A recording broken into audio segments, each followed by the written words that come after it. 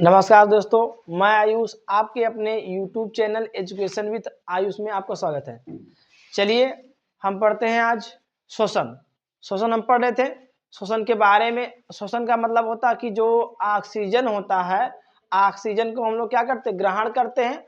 वही ऑक्सीजन हमारे भोजन में क्या करता है, पाचक या बोलेंगे अवशोषित करके उसे हम क्या करते हैं, पूरे शरीर में क्या करते, प्रवाहित करा देते हैं।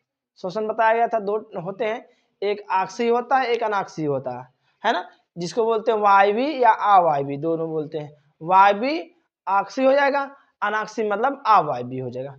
और दूसरा आज हम पढ़ेंगे शोषण का प्रकार पढ़ेंगे।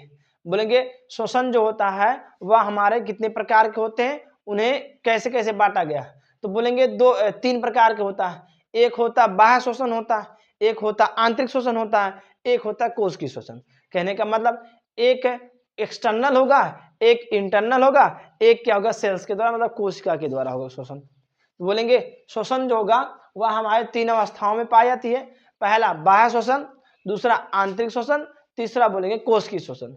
बाह्य शोषण क्या होता है ना, तो देखेंगे बाह्य शोषण का मतलब होता है कि जो जंतु रहेगा वह शरीर से, शरीर के बाहर से, शरीर के मतलब शरीर है और उसके बाहर से वायुमंडल से वायु को ग्रहण करेगा, उसके बाद क्या करेगा, शोषण की क्रिया करेगा, तो उसे कहेंगे हम लोग बाह्य शोषण बोलेंगे। चलिए देखते हैं बाह्य शोषण क्या होता है, फिर उसके बाद आंतरिक शोषण पढ़ेंगे, कोशिकीय शोषण पढ़ेंगे, बाह्य शोषण में कितने टाइप होते हैं उनके बारे में जानेंगे। चलिए देखें क्या बोलते हैं, शोषण की अवस्थाएं। बोलेंगे शोषण जो होता है तीन अवस्था में होती है। शोषण जो होता है वह तीन अवस्था में होती है।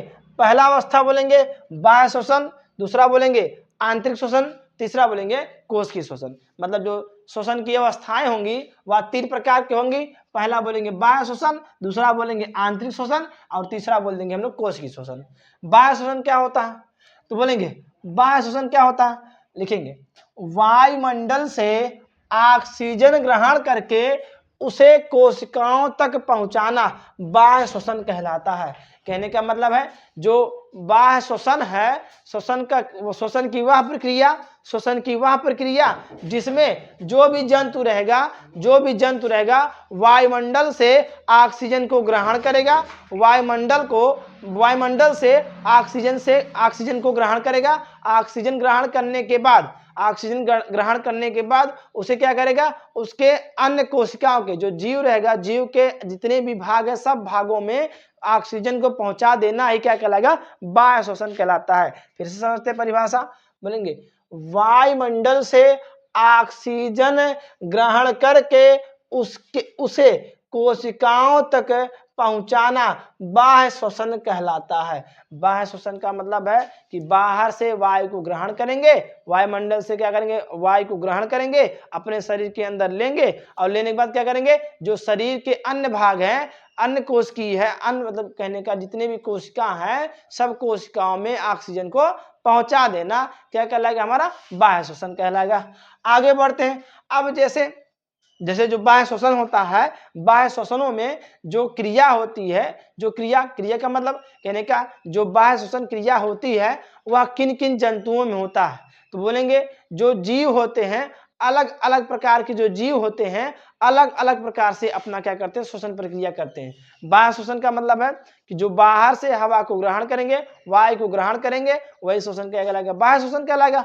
अब जो जीव होते हैं सब जीवों में अलग अलग प्रकार के अलग अलग क्या होंगे, शोषणांग होंगे। शोषणांग का मतलब शोषण अंग। शोषण अंग का मतलब होता है कि जिससे हम क्या करते हैं, सांस लेते हैं या श्वास ग्रहण करते हैं, वायु को हम लोग क्या करेंगे, ग्रहण करेंगे, उसे बोलेंगे शोषणांग बोल देंगे, शोषण अंग बोल देंगे। और क्या होगा, जो शोषण अंग होगा वह क्या करेगा, वह करेगा कि जो बाहर से वायु के आ रहे हैं, बाहर से वायु जो आ रहे हैं उनमें हमारे क्या होंगे, कई प्रकार की अशुद्धियां होंगी। क्या होंगे, कई प्रकार की अशुद्धियां होंगी। उन अशुद्धियों को शुद्ध करके हमारे कोशिका तक पहुंचा देता है, हमारे कोशिका तक पहुंचा देगा। उसे हम क्या कहेंगे, उसे तब बोल देंगे कि जो वायु गया हमारे शरीर के अंदर बहुत शुद्ध तरीके से गया। तो जो फिल्ट्रेशन करेगा, मतलब कहने का जो फिल्टर करेगा, कौन फिल्टर करेगा, या वायु को साफ कौन करेगा, जो श्वसन अंग होंगे। अब हर जंतुओं में अलग अलग श्वसन अंग होते हैं। जैसे मनुष्य में क्या होता है, मनुष्य में क्या होता है, फेफड़ा होता है, फेफड़े द्वारा श्वसन क्रिया करते हैं। और क्या होता है, जो मछली होती है, मछली किसकी द्वारा, क्लोम के द्वारा करती है ना। तो ऐसे जितने भी हमारे जीव जंतु होते हैं, सब जीव जंतुओं में अलग अलग प्रकार के श्वसनांग होंगे, अलग अलग प्रकार से अपनी श्वसन प्रक्रिया करेंगे। चलिए देखते हैं। वायुमंडल से वायु को ग्रहण करने के लिए जंतुओं में श्वसन अंग होते हैं। जो जंतु होगा, बताए ना, जंतुओं में क्या होता है, श्वसन अंग होंगे। कौन से श्वसन होंगे, बोलेंगे श्वसनांग होंगे, जो क्या करेंगे, श्वसन को या वायु को ग्रहण करेंगे। आगे बोलेंगे मछलियों में क्लोम, पक्षियों व स्तनधारियों में फेफड़े। मतलब कहने का जो मछली होती है वह मछली किसके द्वारा करती है, बोलेंगे श्वसन प्रक्रिया पूरा करेगी, क्लोम के द्वारा करेगी। और क्या बोलेंगे, स्तनधारियों और पक्षियों में क्या होता, फेफड़े द्वारा होता है। और क्या बोलेंगे, कीटों में ट्रिकिया श्वसन होता है, या ट्रिकिया द्वारा श्वसन अंग होते हैं। कहने का मतलब जो मछली होती है, मछली में क्या होता है, क्लोम होता है, क्लोम के द्वारा क्या करते हैं, श्वसन प्रक्रिया करते हैं। पक्षी और स्तनधारी, स्तनधारी मतलब मैमल्स, पक्षी मतलब बर्ड्स और मैमल्स जो होते हैं वह क्या करते हैं, वह श्वसन प्रक्रिया किसके द्वारा करते हैं, फेफड़े के द्वारा करते हैं। कीट मतलब जो छोटे छोटे कीट पतंग होंगे वह किसके द्वारा करेंगे, वह बोलेंगे ट्रिकिया द्वारा श्वसन करेंगे। कहने का मतलब जो श्वसन अंग होगा, मछलियों में क्लोम होगा, मनुष्यों में और पक्षियों में कौन सा होगा, फेफड़ा होगा। और जो छोटे छोटे कीट पतंग होते हैं उनके लिए क्या होता है, ट्रिकिया होता है ना, ट्रिकिया बोलते हैं। आगे चलते हैं। बाह्य श्वसन निम्नलिखित पद में पूरा होता है, या बाह्य श्वसन जो होता है निम्नलिखित पदों में पूरा करता है। निम्नलिखित पदों का मतलब है कि जो बाह्य श्वसन है वह प्रक्रिया जो पूर्ण करेगा, पूरा कैसे कैसे करेंगे, मतलब कहने का मनुष्य के अंदर, या बोलेंगे जो जंतु है, जंतु के अंदर जो हमारा क्या होता है, वायु जाता है, वायु से ऑक्सीजन कब ग्रहण करेगा, कार्बन डाइऑक्साइड कब बाहर निकालेगा, है ना, कब कब यूज करेगा, उनके बारे में जानेंगे। तो बोलेंगे निम्नलिखित पद में पूरा करेगा। पहला बोलेंगे श्वासोच्छ्वास होता है। श्वासोच्छ्वास क्या होता है, मतलब कहने का ब्रीदिंग मतलब क्या होता है, सांस लेना। श्वासोच्छ्वास का मतलब होता है सांस लेना या ब्रीदिंग का मतलब होता है सांस लेना। अब सांस लेने की प्रक्रिया कैसे होगी, तो बोलेंगे वायु जो होगा फेफड़े में पहुंचेगा, क्या करेगा, वायु क्या करेगा, वायु जो होगा वायुमंडल से जो वायु होगा वह क्या करेगा, फेफड़े में पहुंचेगा। फेफड़ा क्या करेगा, उसे शुद्ध करेगा। शुद्ध क्या करेगा, मतलब जो उसमें वायुमंडल से जो हमारा क्या है, जो ग्रहण किया गया हमारा क्या है, जो हमारा वायु, अब उसमें जो वायु ग्रहण किया गया है उस वायु में क्या हो जाएगा, उस वायु में क्या हो जाएगा, जो हमारे अलग प्रकार के जो हमारे क्या होंगे, अलग प्रकार के जो होंगे श्वसना मतलब वायु होंगे, उन वायुओं में क्या होंगे, जो अलग अलग हमारे क्या होंगे, गैस होंगे। उन गैसों को क्या कर दिया जाएगा, अलग कर दिया जाएगा। कौन करेगा, जो फेफड़ा रहेगा उसे। तो बोलेंगे श्वासोच्छ्वास क्या होता है, ब्रीदिंग क्या होता है, तो लिखेंगे वायुमंडल की शुद्ध वायु को फेफड़े में पहुंचाने तथा अशुद्ध वायु को फेफड़े से बाहर निकालने की क्रिया को श्वासोच्छ्वास या ब्रीदिंग कहते हैं, या श्वास लेना कहते हैं। सांस लेने का मतलब है कि वायुमंडल है, वायुमंडल से हम लोग क्या किए, वायु को ग्रहण किए ग्रहण, वायुमंडल से क्या किए, वायु को ग्रहण किए। वायु ग्रहण करने के बाद जो उसमें हमारे लायक, जो हमारे शरीर के लायक वायु रहेगा, मतलब कहने का जो हमारे शरीर के लायक गैस रहेगा, उन गैसों को हम क्या करेंगे, ग्रहण कर लेंगे। और जो हमारे यूज में नहीं होगा उन्हें क्या कर देगा, उन्हें हम क्या करते हैं, बाहर निकाल देते हैं। तो इसमें बताया जाएगा उसे, उस प्रक्रिया को हम क्या कहते हैं, उस प्रक्रिया को कहते हैं श्वसन, उस प्रक्रिया को कहते हैं सांस लेना, या बोल देंगे श्वासोच्छ्वास या ब्रीदिंग बोल देंगे। तो कहने का मतलब है कि जो व्यक्ति है जब सांस ग्रहण करेगा, सांस नहीं ग्रहण करेगा, क्या करेगा, जो वायु को ग्रहण करेगा, वायु ग्रहण किया, अब उसमें शुद्ध जो पदार्थ है, शुद्ध चीज उसमें से ले लिया, अपने शरीर को दे दिया, है ना। अब उसमें से जो अशुद्ध पदार्थ है उसे क्या कर दे, शरीर से बाहर निकाल दे। यही प्रक्रिया क्या कहलाएगी, यही प्रक्रिया हमारी क्या कहला देगी, श्वसन या ब्रीदिंग कहला देगी, या श्वासोच्छ्वास कहला देगी। आगे बोलेंगे इस क्रिया में बाहरी वायुमंडल एवं फेफड़ों के बीच गैसों का आदान प्रदान होता है। कहने का मतलब जो गैस रहेगा, गैस किसके द्वारा, जो बाहर है, बाहर से वायुमंडल है और जो हमारा फेफड़ा है, उनके बीच क्या हो गया, गैसों का आदान प्रदान होता रहता है। मतलब कहने का जैसे हम लोग क्या करते हैं, हम लोग कार्बन डाइऑक्साइड गैस ग्रहण करते हैं ना, यही ना, नहीं, हम लोग क्या करते हैं, ऑक्सीजन को ग्रहण करते हैं। क्या करते हैं, ऑक्सीजन ग्रहण करते हैं ना। कहने का मतलब जो वायुमंडल है, वायुमंडल में हमारे कई प्रकार के गैस पाए जाते हैं, हमारे वायुमंडल में कई प्रकार के गैस पाए जाते हैं। अब हम क्या करते हैं, अपने शरीर में क्या करते हैं, जो हमारा श्वसनांग होगा, श्वसनांग के द्वारा हम क्या करेंगे, वायु को ग्रहण कर लेंगे, जो भी वायु रहेगा सब ग्रहण कर लेंगे। अब ग्रहण करने के बाद क्या होगा, जो उसमें हमारे लायक रहेगा, जैसे हमारे लायक क्या होगा, कार्बन ऑक्सीजन होगा, क्या होगा, ऑक्सीजन होगा। ऑक्सीजन को क्या करेंगे, हम लोग ग्रहण करेंगे। अब उसको क्या करेंगे, पूरे शरीर में, पूरा जहां जहां हमारा कोशिका रहेगा, सब कोशिका तक हम क्या करेंगे, जो हमारा वायु रहेगा, जो ऑक्सीजन रहेगा, उसे पहुंचा देंगे, ताकि हमारा पूरी प्रक्रिया पूरा कंप्लीट कर ले। अब उसके बाद जो फेफड़ा रहेगा, वही फेफड़ा क्या करेगा, उसको हमारे श्वसन जो वायु है, वायु को अंदर ग्रहण किया, अंदर ग्रहण करने के बाद जो उसमें से ऑक्सीजन को अलग किया, अलग करने के बाद हमारे शरीर पहुंचा दिया। अब हमारे शरीर में क्या होते हैं, कुछ कार्बन डाइऑक्साइड पहुंच जाते हैं। अब कार्बन डाइऑक्साइड जो निर्मित होते हैं, बनते हैं हमारे शरीर के अंदर, उन कार्बन डाइऑक्साइड को फिर उसी ऑक्सीजन के साथ लगा देते हैं। लगाने के बाद क्या होता है, फिर बाहर भेज देंगे, किसके द्वारा, वही फेफड़े के द्वारा बाहर कर देते हैं। तो यहाँ बताया जा रहा कि जो वायुमंडल है, वायुमंडल से जितने भी हमारे वायु आते हैं और जो तो फेफड़ा होता है, फेफड़े, इन दोनों के बीच में क्या होते हैं, कई गैस क्या होते हैं, आदान प्रदान करते हैं। आदान प्रदान का मतलब जो गैस होंगे उनका एक बार ग्रहण करेंगे, फिर निकालेंगे। कौन करेंगे, जो वायु होगा और फेफड़ा होगा, वायुमंडल होगा और फेफड़ा होगा। चलिए आगे बढ़ते हैं। दूसरा हमारा प्रक्रिया क्या है, तो बोलेंगे वायु तथा रुधिर के बीच गैसों का विनिमय। विनिमय मतलब होता है ले जाना, है ना। तो बोलेंगे गैसों का किसमें, रुधिर और वायु, वायु तथा रुधिर के बीच गैसों का विनिमय। मतलब जो वायु है, हवा जो है उसमें, और तथा रुधिर जो मतलब हमारा जो रक्त है, रक्त में, उनके बीच जो गैसों का विनिमय होगा, मतलब आदान प्रदान जो होगा, है ना। आदान प्रदान कैसे होगा देखेंगे। तो बोलेंगे श्वसनांगों में पहुंची वायु, श्वसनांगों में पहुंची वायु मतलब कहने का जो श्वसन अंग हमारा था, वो उसमें पहुंच गया जो वायु, तथा रुधिर के बीच ऑक्सीजन तथा कार्बन डाइऑक्साइड गैस का विनिमय होता है। कहने का मतलब है जो रुधिर है और जो हमारा क्या है, जो हमारा श्वसनांग है, जो वायु है और जो हमारा रुधिर है, उनके बीच कौन सा, बोलेंगे कार्बन डाइऑक्साइड गैस और कौन सा गैस, ऑक्सीजन गैस का आदान प्रदान या विनिमय होगा।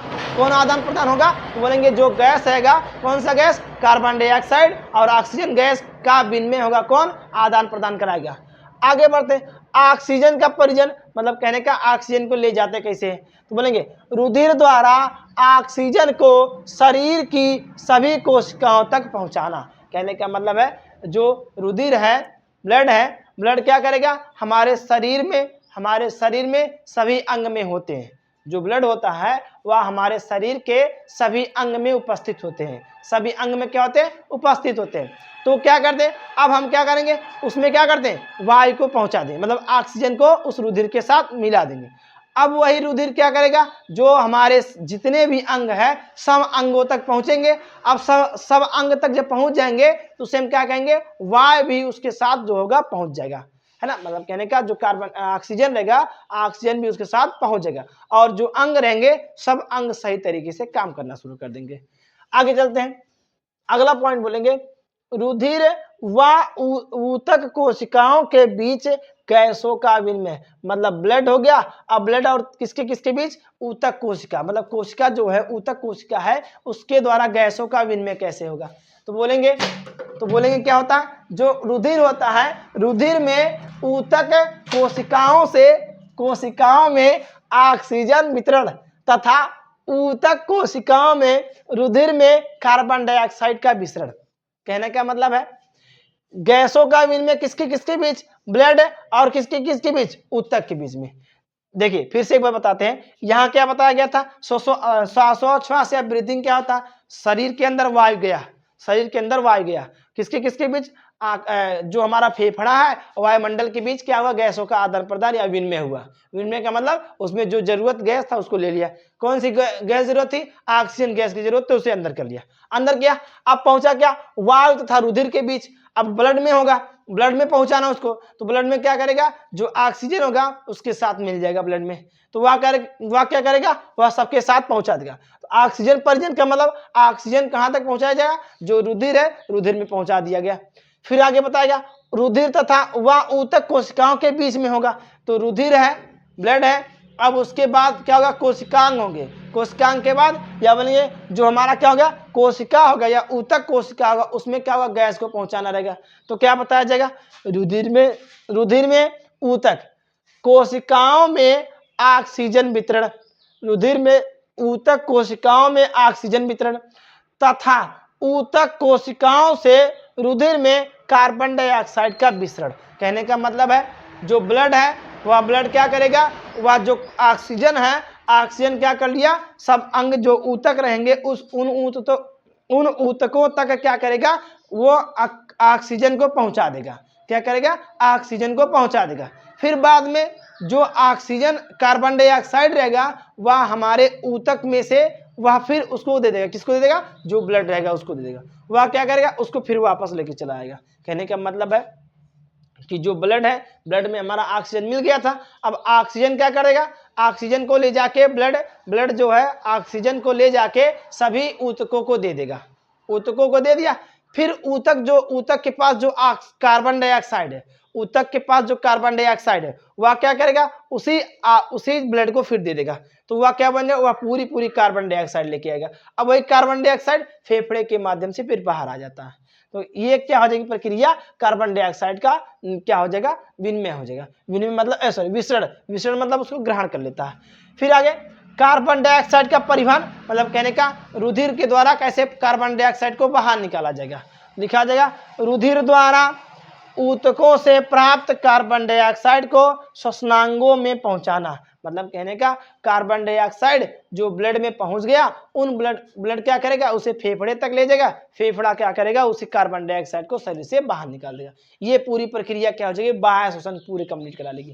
कहने का मतलब है जो बाह्य श्वसन प्रक्रिया होगी वह कैसे होगी, तो बोलेंगे बाह्य श्वसन में क्या होता है, वायुमंडल से ऑक्सीजन को ग्रहण करेगा, वायुमंडल से ऑक्सीजन को ग्रहण करेगा। ऑक्सीजन मतलब जो ऑक्सीजन है हमारी जरूरत के लायक है उसे हम क्या करेंगे, ग्रहण कर लेंगे, और बाकी जितने भी रहेंगे सब शरीर से बाहर निकाल देगा।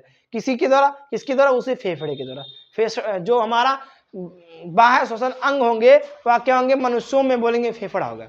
अब फेफड़े के द्वारा क्या होगा, जो श्वसन प्रक्रिया करेगी वह क्या करेगा, फेफड़े के द्वारा पहले हम लोग ऑक्सीजन और कार्बन डाइऑक्साइड ऑक्सीजन ग्रहण किए, ग्रहण करने के बाद कहाँ पहुंचा, हमारे किस में पहुंचा, जो हमारा पहुंच गया वायु में पहुंच गया, वायु तथा रुधिर में पहुंचा।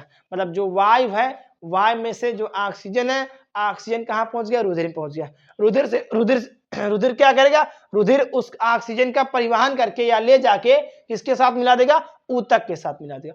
ऊतक क्या करेगा, ऊतक उसे ग्रहण करेगा, और ऊतक के साथ में जो कार्बन डाइऑक्साइड गैस रहेगा वह उसको फिर ब्लड को दे देगा। ब्लड फिर वो ऊपर जब सर्कुलेशन करेगा, फिर घूमेगा तो कहाँ पहुंचे जाएगा, उसके जो हमारा क्या हो जाता है, ये फेफड़ा होता है, फेफड़े में पहुंच जाता है, और फेफड़े के द्वारा बाहर से या फेफड़े के द्वारा उसे जो कार्बन डाइऑक्साइड होता है उसे बाहर कर देता है। कौन बाहर कर देता है, जो फेफड़ा होता है वो, है ना।